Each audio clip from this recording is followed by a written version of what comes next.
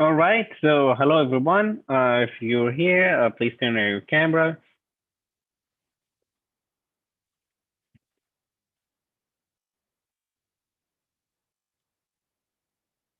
So, hello.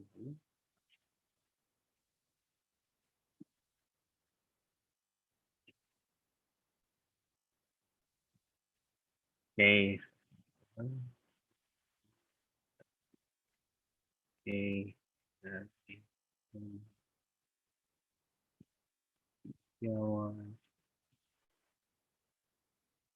Cool. So we should start.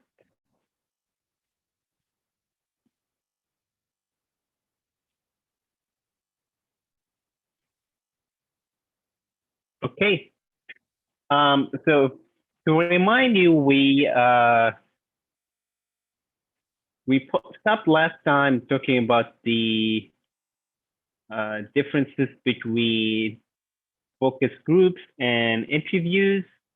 And we said like there are pros and cons for each one. And mostly we said interviews for more sensitive question, or like you want to hear like some personal issues, or like things that are better revealed on a personal level, or you're looking for individual perspective.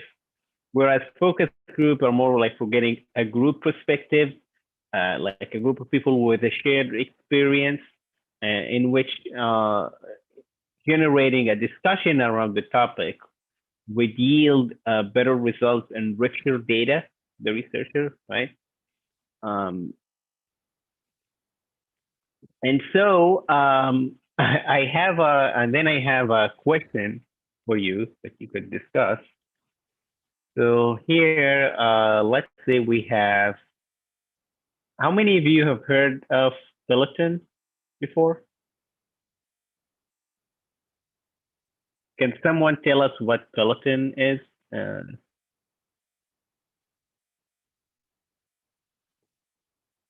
what is Peloton? What do they do? What do they sell? They sell at-home spin bikes. Right, right. And what is different about them?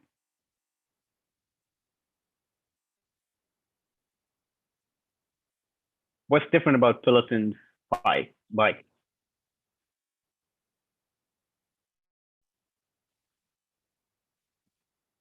One idea? It comes with workout?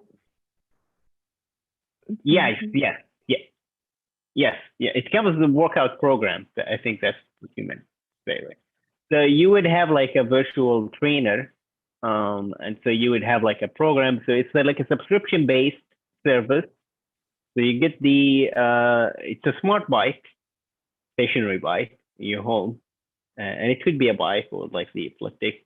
And then you would have a program as if you have a virtual trainer, and and there's an app also associated with it. So your data would be shared online, and so the programs to be updated so to track your progress. So it's more like you're having a trainer at home. So it's not only a stationary bike; it's like a full, or assumingly full training program or an exercise program that you can install in your own house. Anyhow, so Pearl has a home fitness app designed to offer track workout activities that can be exercised. It wants to conduct a user experience research.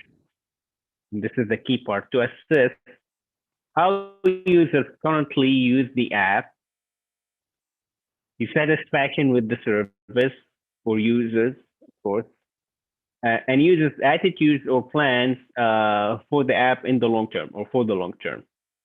So how do users see themselves continuing or discontinuing using the app in the near future? In order to fulfill this research project, would you conduct an interview or a focus group? Okay. So do you think it's better for researchers to conduct an interview or focus group? So please answer in the chat and tell me the pros and cons for that approach. Like, why do you think, like, what are the pros for the choice you picked and what are the cons for the other choice. So please take 3 minutes to tap down your answer in chat.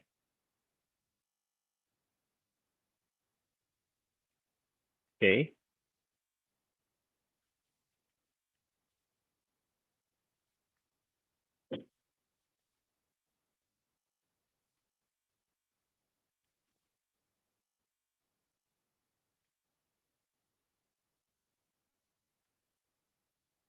Sorry, here a second.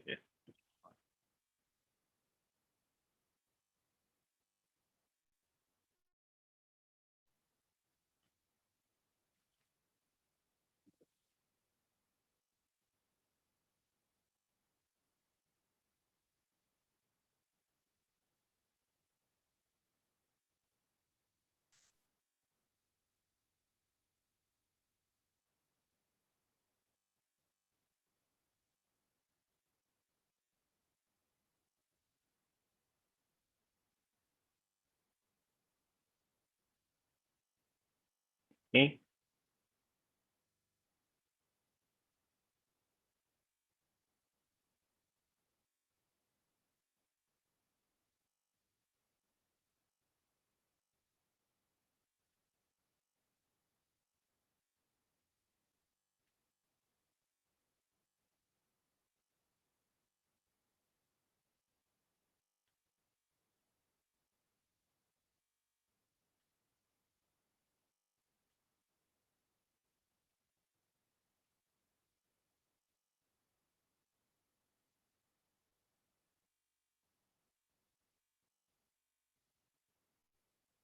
Mm-hmm.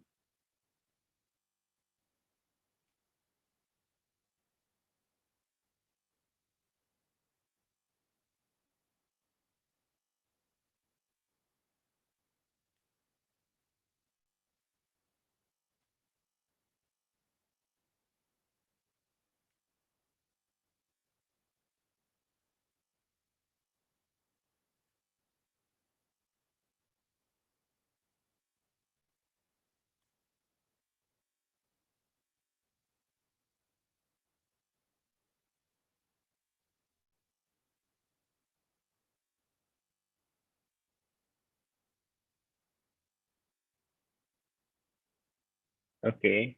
Right.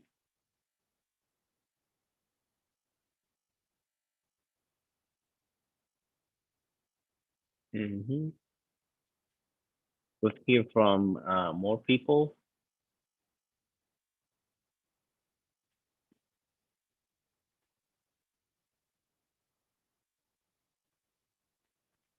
Mm-hmm.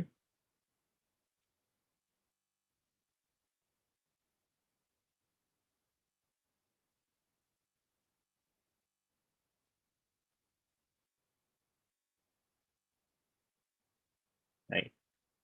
Yeah. So I think the consensus we have in here is that it should be like it's better to conduct a focus group. And some are saying like it's about efficiency, so you could survey more people in a shorter period of time. It's related to specific target audience, so because you're looking at consumers in general, so you better group them together. And it's not doesn't have to be in a personalized setting because the issue is not personally sensitive. And you're looking for shared experience, right? So people would have commonalities in terms of like how they experience the app and its feature, whether it's like technical features or like about connectivity or like sticking to the program. So ideas could bounce off one another, or like when people like suggest something, like another user could relate, and so they would add their perspective. Right. So focus group would be like more appropriate. Yeah. Yeah. So you want to see how like the group experience and not like a specific like individualistic experience.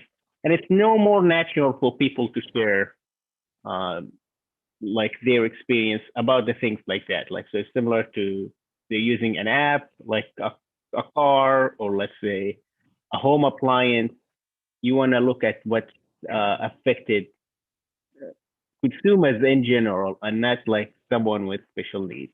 And the topic arguably is not that is not that emotionally sensitive, so you won't need a personalized setting for for efficiency users experience in the app. Yeah. So yeah, that's pretty much that's accurate actually. And so we're going to switch here about how to conduct interviews. So any interview or focus group would follow these steps. So you would basically ask your research question, figure out how you're going to sample participants. You're going to generate an interview guide, pick a moderator, if it's someone else, or it could be a note taker, recruit the sample, prepare the facility for conducting an interview focus group, conduct the session itself, transcribe, and finally analyze. So we're going to go over these steps one by one. So the first one, like you identify your research question or hypothesis. So I suppose you want to see like so the research question, and we mentioned this before, is like what you're trying to find. We said mostly for qualitative research, we have research questions and not hypotheses, because interviewing are more for exploratory research. Okay, so if you remember the difference between exploratory research and explanatory research, you're trying to explain a connection between two variables, whereas in exploratory research, there are no variables and you want to just look at their what's unique about them, what characterizes them in reality. So if it's a topic that you don't have a hypothesis about, you better conduct then it becomes suitable to conduct an interview or focus group for. Like you're not looking for like specific relationships between two variables or like specific directions. You want to see how people or individuals are experiencing something. So let's give a few examples. So like, do gamers find a social value in joining virtual gaming communities? Okay. Or how have you eating? So that should have been habits. So that's the auto corrections. How have your eating habits changed in the past year? Right? And so the key here, like, am I predicting something with these two questions? Is there a prediction in these two questions?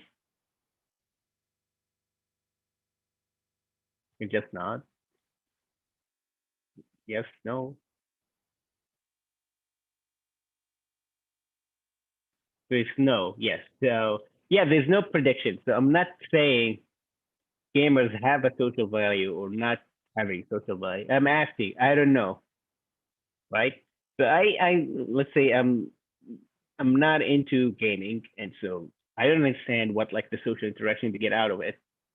And so you ask them, like, how have you eating habits? So if I haven't conducted something about eating habits, I know my own experience. So even something if I experience myself, I don't know what other people are doing. Right? And there's no past research on this topic because it's new.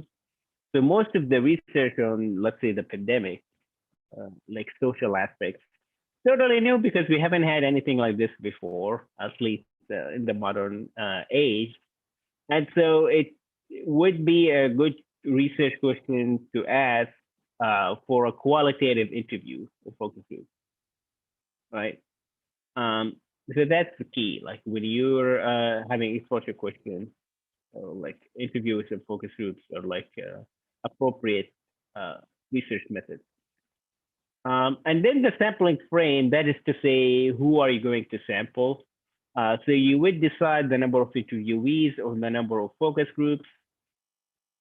Like, so do you want to have like 4, 5, 6? So usually in the research you're going to read, the number is going to range between 4 and 7, and that will be considered enough. We're going to talk about how you stop. You mentioned like how you're going to select participants. So are they going to be fully volunteers, or like are they going to be nominated, right? So volunteers, I think self-explanatory. Nominated is when you have a very unique or like a selected group, and it's harder to reach unless you know someone. So let me put. How many of you, is anyone here in the honors program? Yes. No.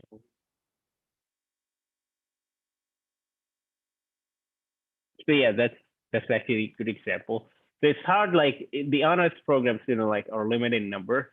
So what I would do if I'm conducting a research on the honors program students is that I'll ask someone who maybe direct that program, and then they would nominate people who could participate.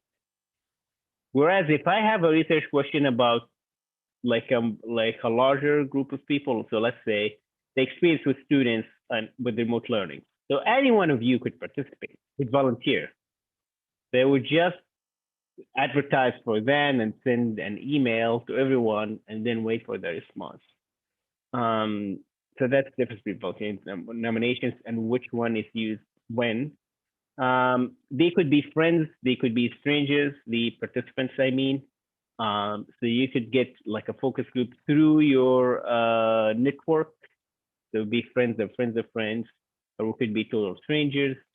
Um, Participants ought to have shared backgrounds, demographic and psychographic features, right? And you would specify those depending on your topic. What topic are you looking for like honors program students, students, athletic student athletes, students who are first generations. Why do we prefer to have a focus group or like focus group participants who have shared backgrounds? Why do we prefer to have a homogeneous group in our focus groups? You remember? Remember when we say threats to focus groups? How could a focus group go wrong? You remember that? What did we say?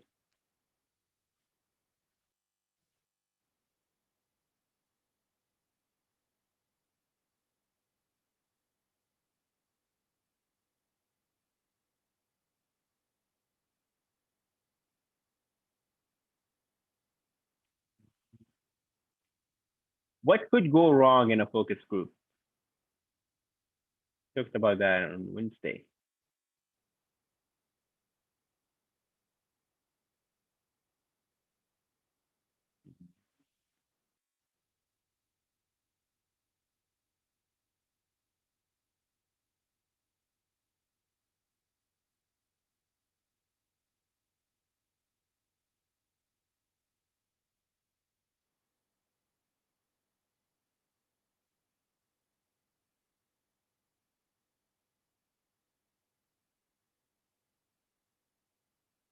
Yeah, so can make you more hesitant. Yes, yes, yeah. So yeah, with Jalen, thank you. Yeah, yeah. Okay, you got all of them.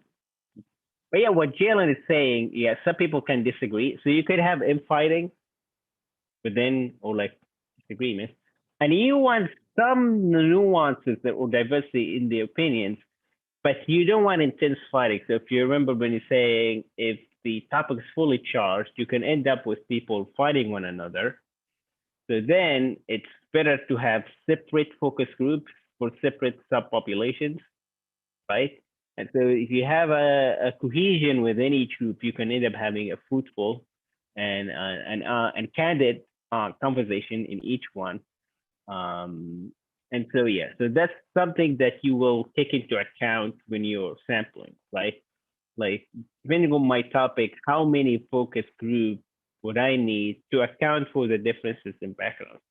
Sometimes they don't matter, right? So in the bulletin, maybe I won't need to have female focus groups and male focus groups could be the same, but some other things that I am, for example, researching people with disabilities using bulletin. Maybe I would need a separate focus group for them. So the number of participants for focus group I need to actually change, right? Because they want to be more inclusive, specifically. So those are questions you'll take into account if you're conducting such research. I mean, keep in mind when we're talking here in a class, it's more idealistic. So ultimately, you would have some logistics, like the amount of money you have or how much time do you have to finish up, wrap up your research. And so you will take that into account too. Like I only have that sum of money. So even if ideally should do 6, I need to manage with doing only 3 focus groups. So how I'm going to like construct like sample participants for each one. And then we would have something we would call the interviewer guide or the interview guide. So it would be called the moderator guide for focus group, and interviewer guide for interviews or in-depth interviews. It's the same thing. So the interview guide is basically the list of questions and instructions. So what questions are you going to ask? And then things like notes about how you control. So it would be something like major questions, some probing questions that you would anticipate, and then some notes like what do you do when like a finding erupts, or how do you calm down the situation, or like how do you ask a question about this specific topic, right? Those type of things. So you would take notes that guide you as a moderator to control digression when it happens and make sure that all questions are answered and the fact that people would have equal opportunities, right? The moderator, we said the interview guide is just a blueprint, like a general guide, and you could still explore new questions if they pop up naturally during the conversation. So remember our talk about semi-structured versus structured interviews. The guide preferably should have open-ended questions instead of closed-ended questions. So it's more open-ended than closed-ended. Sometimes you need closed-ended. So closed-ended questions are yes or no questions. So like, do you like Fortnite? Name, yes or no. But then you need to have open-ended question like, how do you feel about Fortnite, the game? How do you enjoy playing? Assuming the answer yes in the first question. And so open-ended questions in the guide would also include some detail, like some follow-up questions that you anticipate from people's answers. So how do you feel about Fortnite? And then in the guide itself, and then I'll ask, how do you feel about, and then I mention specific features, and how do you feel about the characters? How do you feel about the new updates? Okay, so it's different follow-up questions that you may or may not ask, depending on the participant's answer. So usually in the review guide, you will start with like a more broader question, like at the top of each section, and then you'll go into like narrow question, right? So do you like something? And then I'll ask about specific features. And then you move to another topic and then a third topic. And so this, like with like a list of questions will look like, so let's say about food hygiene and like safety. I have to emphasize that you always need to be aware of the guide and follow what's in there, but you don't need to stick to every single part of it, right? So it's okay to expand upon. So again, this is just a blueprint. You can expand or ask questions from outside the guide, depending on like on a case by case basis, like depending on the interaction you see. So yeah, it would be like assuming you have this list of questions. What do you think if when you hear the word food poisoning, and what are the symptoms of food poisoning, right? Do you consume canned foods? If yes, how? Right. So you see here, it's a close-ended question, but the second part is an open-ended question. So if yes, how? Right. You add the questions like this: how do you store raw and cooked food in the refrigerator? So instead of asking, do you store raw and cooked food in the refrigerator? You ask, how do you? So that could start a conversation, right? It's not like people answer yes or no. They would elaborate on their experience, right? Or about their experience. Um, the moderator, so you could have a moderator and a note taker, or they could be the same person. And your role as a moderator is like you have the introductory task, like the icebreaker. So when people come into the room, you introduce yourself. So hi, my name is Aziz. I'm an assistant professor at the University of San Diego, and I'm a researcher on media studies and consumer psychology. Welcome to our lab. We're conducting this research about blah, blah. And so you do that type of introduction, and then you ask people like to introduce themselves a little bit, chat a little bit, exchange some jokes, pleasantries, those type of things. So I think there are refreshments. You can tell people like they feel free to grab like a glass of coffee or glass of water or like food if you have things like that, right? So yeah, the role of the moderator is just to manage the whole interview setting, facilitate the discussion, make sure like the ethical code of conduct is being followed. So remember, interviews would also follow the ethical code for research. You want to see like you want to keep up the cohesion or productivity or usefulness of the group, saving it from like violating someone's autonomy, and also staying focused on the research topic. So and that's in then about the interviewers. Let me ask you now questions. What qualities do you like in an interviewer? So just from you as like watching TV interviewers, right? What qualities do you think are desirable in an interviewer? You mentioned a few.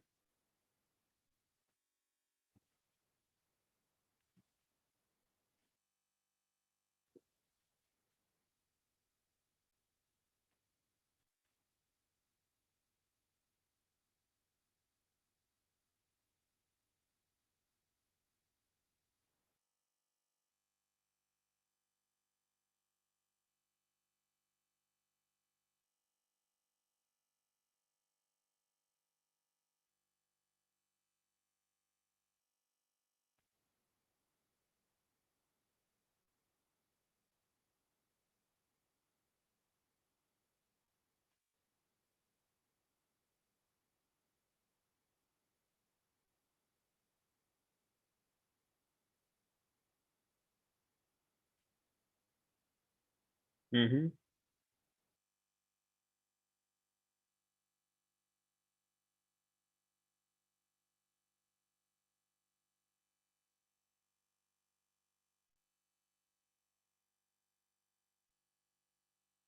Mm-hmm.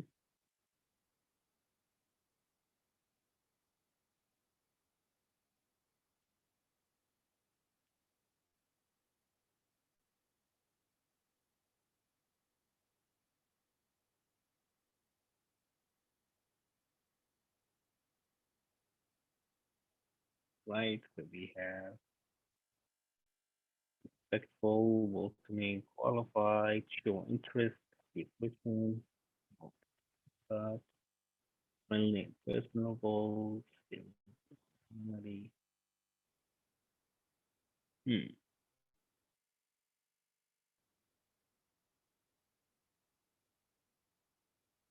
Any other ideas?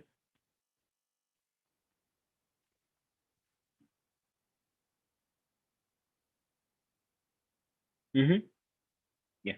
Make the participants feel comfortable, for mannered, yeah, knowledgeable, excusable.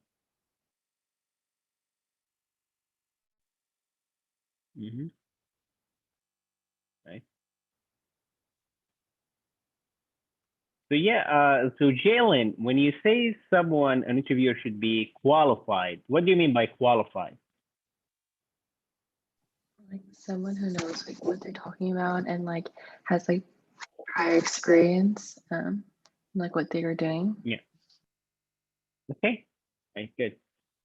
Uh, so let me ask Matthew, as a group, a question. So what if I'm trying to understand something new? I'm trying, so yeah, I'm conducting an interview. We mentioned, like I mentioned last time, let's say about members, like student athletes, right? Like members of the swimming team. And I have no experience at all with being a member of the swimming team. And I don't know that much about swimming. Therefore, could I be a good interviewer about that topic or not?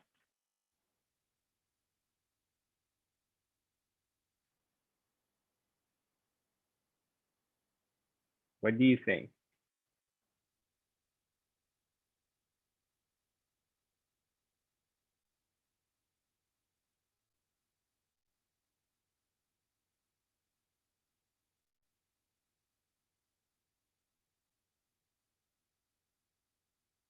So let me ask you another way. Could you conduct an interview about a topic that you initially know nothing about?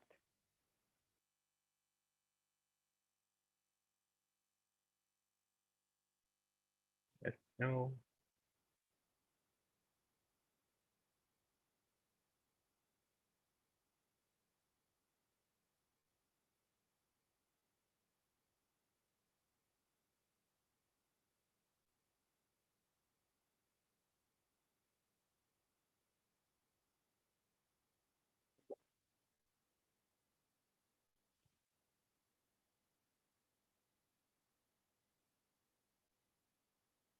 Mm-hmm. Okay, Jennifer. So if you answer yes, and Solaire answered yes, if the answer is yes, then what should you do?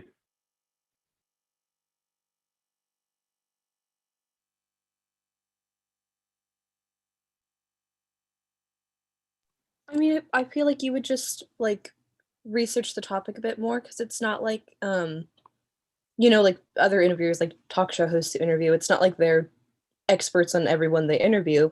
They have like a variety of different Mhm. guests, whether it's like entertainment people or like politicians or whatnot. I imagine they just do like a bit of research beforehand, so they don't seem like too like inequitable, like knowledgeable.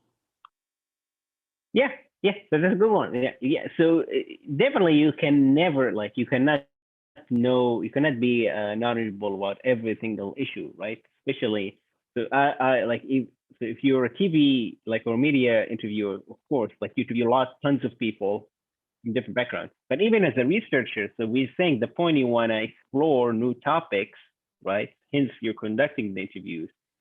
But that doesn't mean you don't have to prepare. Actually, you must be prepared. So if you don't know anything about swimming, let's say, go and read about swimming. Like there's a ton of things about swimming you could learn from conducting secondary research.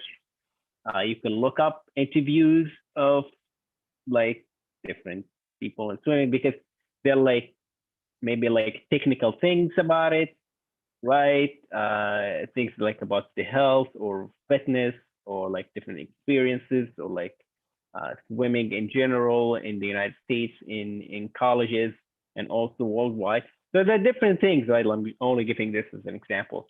Different things. And so when you conduct an interview, you could relate to what the participant is talking about because they could be talking about something and you have no idea what they're referring to.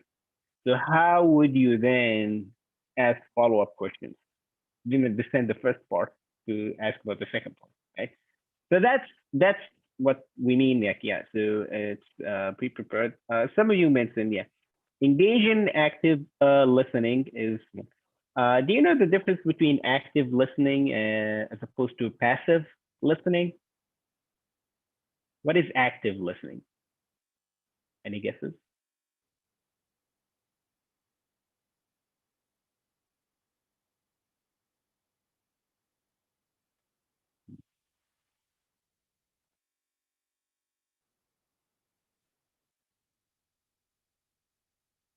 Right.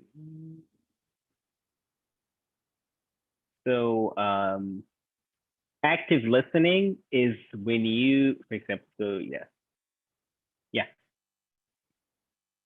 yes, yeah, that's actually correct. So active listening could be then you emphasize that mostly by body language. So active listening is more like a two-way. So showing to the other side that you're listening. So it could be like with, like nodding or like keeping like eye contact or making some like emotional expression, like like I'm listening, like yeah, changing your expression or like the body language with like your hands or like you stand, like someone saying something interesting, and so then you stand up and like do like this, and also verbally, I see, that's interesting, hmm, those type of things, right? So that's active listening. Whereas passive listening is when you're not really becoming involved with the like with the other side, with the other person. So the other person won't know if you're actually interested in what they're saying. And if people sense that you're not interested in what you're saying, then they just stop sharing information. Being non-judgmental, yes. Some of you actually, one of you mentioned that, I think. Yeah. So whatever people say, you don't get to decide like good thing, right thing. And so this could be, and this could come out natural, right? So I think I mentioned before that I conduct research in luxury branding and luxury spending. And if I'm interviewing someone, like someone tell me that they spend uh, like $10,000 and purchase like a bag, right? Let's say Chanel. I cannot show my like disapproval or approval of that. Like, I cannot be judgmental of the decision that person made. Like, because my role as a researcher is to understand their perspective. So even if I personally and even sometimes deeply disagree or like oppose what the other person thinks, I have not to show that during the interview, right? So my point is like to take people's perspective during the interview. What you do later with it is a different point. But during the interview, you have to take people's perspective, show that you're unbiased or even-handed. So even in a focus group, you're non-tilt towards one point or another. So I'm conducting like a focus group on remote learning.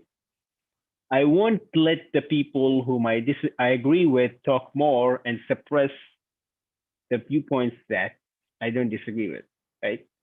So you have to see, have good memory, try to connect something. So good memory and attentiveness. So let's say when Tiffany says something at the beginning, let's say of the focus group, and then Jennifer says another thing like half an hour later, if it's in, that reminds me of what Tiffany just said, and so you could connect the dots and spurs further exchange of ideas and conversation.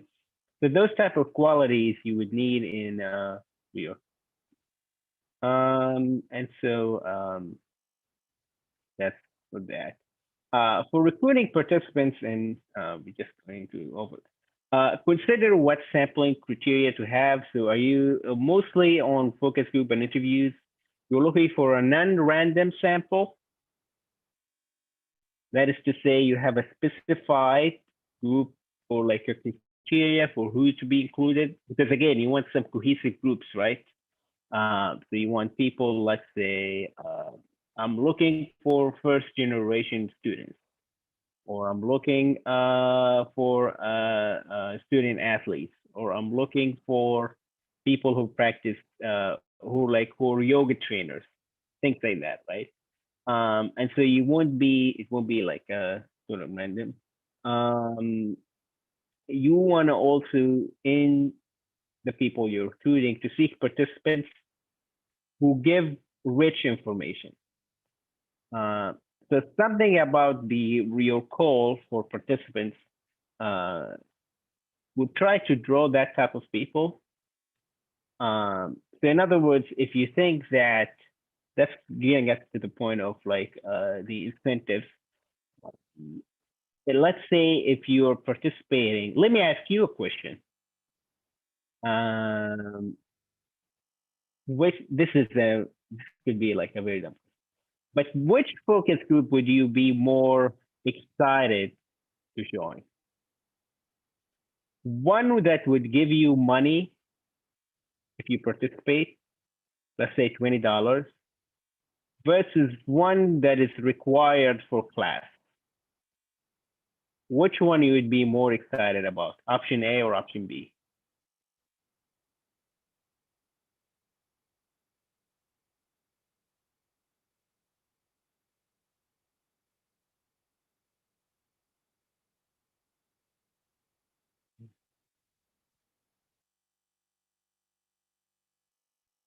Yeah, yeah. I think obviously, I think everyone prefers to get some money. So yeah, like, and so think about that for the incentive, right? So if you want your participant to be engaged, yeah, like think about the incentive. If a focus group is required, then how helpful it is. Like, or students, so not technically required, but students taking it for like class credit. You might think of like how engaged they would be in the focus group. So they might technically participate, but they might not really engage in the conversation, right?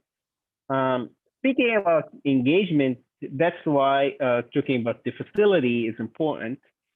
So in focus group, you do usually have a focus group room. We have some focus group rooms actually in campus, in different buildings. And it worked like this. So participants would sit in a place like here, and then there's a mirror, and then behind that glass barrier, there's actually people who could watch. And so it's actually see-through. And so there's sometimes like a camera and a recorder, like a cameraman even, and a recorder. It should be professional yet comfortable. So not fully professional. So and it needs to be like isolated, so no people could come in or out to interrupt the focus groups, right? Or the focus group. Um, you would provide mostly like name tags so people could identify one another, especially if they are strangers, right? So you could, I like what you said, Jennifer, because everyone has a name tag, so we could call one another. And it also has to have like, each one should be able to see the other person. That's why we'd have a round table. So it won't be like, you won't be conducting it um, like in a classroom setting. So there's one person sitting here, and then you'll be sitting in different rows. That's not conductive, or like not for research, for focus group purpose. So it has to be like some sort of a round table or like a circle. People see. If it's an interview, you can have a more casual setting. So for interviews, you can just sit in a coffee shop or outside in a park if you want to stay outdoors with social distancing nowadays. And remember, like the research reviews are not job interviews. So you don't have to look, actually, you better not look super formal, right? It better have like a semi-casual setting, but it's in a nice table, someplace, you can have a conversation. You make the other side feel comfortable, and it's like a neutral space, so they're not meeting in your office. let me ask you a question. How do you feel?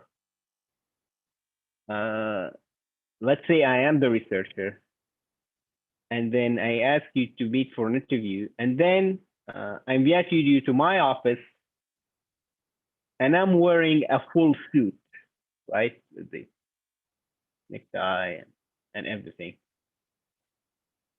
What does that feel like? How would that make you feel? What does it remind you of?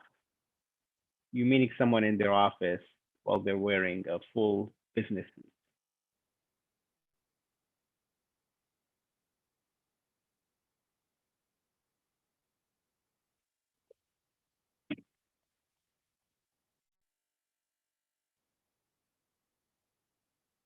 Yeah, yeah, it's actually more extreme than. Yeah, it could be like an investigation or interrogation, or it could be like a job interview. And we say you want people to feel comfortable. You want people to open up. So yeah, it's a research. I want to hear your experience. Really, I'm not judging you. So if it looks like a job interview, people would deal with it as a job interview or investigation, even if it's not. It's just like basic human psychology. And then yeah, we mentioned this before. Like always record your conversations, and if you have moderator, sometimes you can have a separate note taker especially if you don't have a video recording, because the note taker, as we mentioned before, will take notes about the conversations and the body language as well. And the note takers could pay attention to sensitive words, right? So assuming we're doing a research day on remote learning, and in the guide, I tell the note taker, like, pay attention when we mention things like isolation or loneliness. Like, look at people, look at their faces, look at how many people participate, pay attention to the tone or the voice pitch, those type of things. So note taker can take it. And one thing about the consent form, so in focus groups and interviews, the consent could be taken verbally. You don't need a piece of paper. So I could read the consent form, and then I ask, so Ariana, if you like to participate, please say your name, say the date, the name, and verbally confirm that you agree to participate. So the participants will just say that. And then for the interviewing itself, it's really critical that you never read from a piece of paper, that you actually just take a look at your notes, but then when you ask questions, keep the direct eye contact with people, right? Because it should feel like a natural conversation. Prepare probing questions, like follow-up questions. If someone answers, come up with like a different or like with a follow-up. So what did you mean by that? Did you prefer it over the other thing? This type of what we call probing. Use open-ended questions over and then ask to elaborate, clarify, confirm. And you should ask how so instead of why. This is something I learned recently. And silence key. So sometimes when you ask why, it could be like threatening, or like it's sort of like questioning people's motives. Like, do you like I don't know. Do you like do you like avocados? Yes. Why? So question why is like some sort of like, what do you mean by why? Just like it. But like how so, like, or like how do you like it? Or like what do you like it with? Those type of questions, right? So yeah, like there's different probably questions. Can you tell me more? Can you explain that another way? Can you put it differently? Do you think that's always the case? Does anyone have a different perspective? Can you elaborate on that thought? This type of things. And then finally, when you are conducting the interviews, about the number of interviews or focus groups, we know that we've collected enough data, and you would see this when you read papers for the next assignment. Look at how they've decided to stop, or like the numbers by which they stopped at for conducting further interviews. We reach something we call saturation. You heard that word before, saturation? Being saturated. The saturation means being like filled up. If we hear saturated fat, like more components. So information saturation means when the interviewer ceases to offer something new. So if I'm conducting an interview about remote learning, let's say, so I hear from Evelyn and I hear from Tiffany, they could have two totally different experiences. I interview 5 students. I start to see some like shared, like some commonalities. I hear from 10 students. They would then converge more into like a shared experience. I conduct an interview with 20 students. Then I hear the same thing. 30 students, basically all the same. So at that point, I would say reach the point of saturation, because no matter how many more people I interview, I'm going to hear the same thing. So I hear it from the people who really hate Zoom, for people who really love it, for people complaining about like Wi-Fi issues, people complaining about assignments, people complaining about professors. Then that's it. I should stop. I reached enough number for them. And based on it, it's different from one topic to another. So there's no there's no magic number in which you would reach that. But it depends on your judgment and what you hear. Like if you see that you're discovering new data on them. And so I think so. I'll pause here. And then I think we can wrap this part of interview on Monday, and then we can talk Wednesday and Friday about sonographies. Do you have any questions?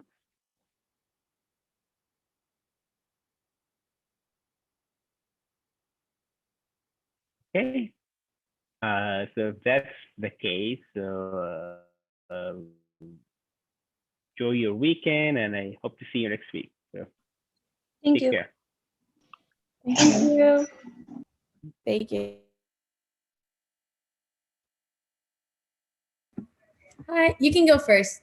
Okay, I just wanted to let you know, Professor, that I was gonna send you an email today about my circumstances, but just so that you know that it's coming. Oh, okay, no problem. Okay, thank you. Okay. Thank you.